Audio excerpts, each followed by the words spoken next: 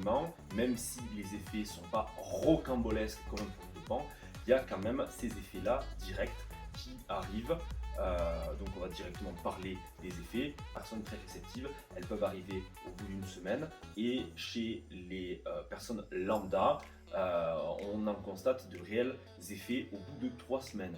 Dans certains sports d'endurance, on utilise la créatine pour justement mieux récupérer. Voilà. Pourquoi tu vas devenir plus volumineux? Parce que tout simplement la créatine monohydrate te fait faire de la rétention d'eau. Alors attention à ceux qui sont sensibles à la rétention d'eau sous-cutanée, ça fait un aspect globé comme ça. Ça, c'est parce que vous ne vous hydratez pas, vous vous hydratez mal. La créatine monohydrate fait faire de la rétention d'eau, mais en intramusculaire, ce qui fait que vous allez avoir un volume musculaire plus intéressant, d'accord, avec une définition toujours autant intéressante vu que c'est dans la cellule musculaire. D'ailleurs, le muscle étant composé d'énormément d'eau, mais plus on va ajouter d'eau, mieux il va se sentir, mieux tu seras performant. Alors la créatine pour qui? La créatine, pour ma part, pour hommes ou femmes, même si les femmes répondent un peu moins favorablement à l'usage de la créatine, ça reste très efficace. Par contre, je ne conseille pas personne qui n'a pas au moins 2 à 3 ans de musculation assidue. D'accord? Essayez de faire les choses sans rien du tout pendant les 2-3 premières années en étant assidu dans l'alimentation et dans l'entraînement. Hein.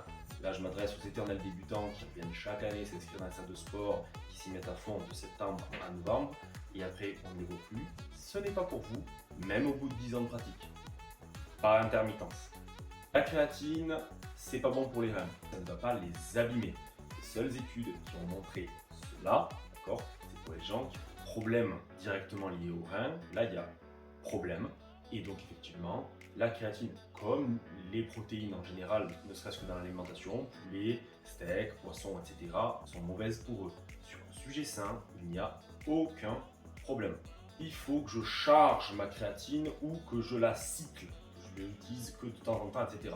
Ça, c'est faux. Il faut prendre une grosse dose de créatine et il faut la prendre une fois par jour, ça suffit.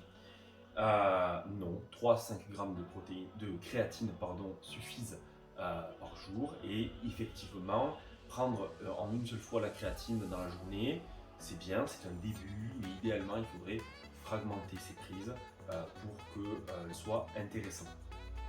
Pour au cycle de créatine sur ce mythe-là, non, il vaut mieux la prendre à l'année. Voilà, si vous voulez durer dans le temps, continuer à être performant, et que ce sport de musculation vous plaît, prenez de la créatine à l'année. La créatine est cancérigène.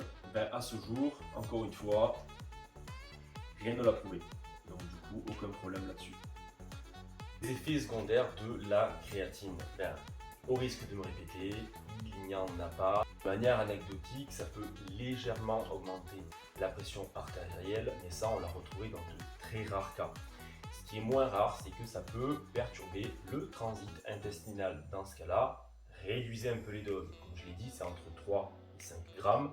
Du coup, si vous prenez 3 grammes, peut-être que vous n'aurez pas de trouble digestif, alors qu'à 5, vous en aurez. Certaines personnes ont des crampes avec la créatine. La créatine, pour subsister, a besoin d'eau. Donc du coup, elle ne déshydrate pas, mais elle a besoin d'eau. De toute façon, avec ou sans créatine, vous devez bien vous hydrater. Et si vous vous hydratez bien en tant que sportif, mettre de la créatine ne va pas vous créer de crampes. Si vous avez certaines maladies, ou si vous utilisez en tout cas certains médicaments que je vais vous mettre ici, effectivement, l'usage de la créatine vous est fortement déconseillé. Si vous voulez aller plus loin, vous pouvez retrouver ce livre-là de Julien Benesson avec une préface de Michael Gundil, Nutrition de la force. Bodybuilding, cross-training et sport de force, quel complément alimentaire choisir de Éric Mallet avec Christophe Bonnefond. Et enfin, le guide des compléments alimentaires pour sportifs de Michael Gundil.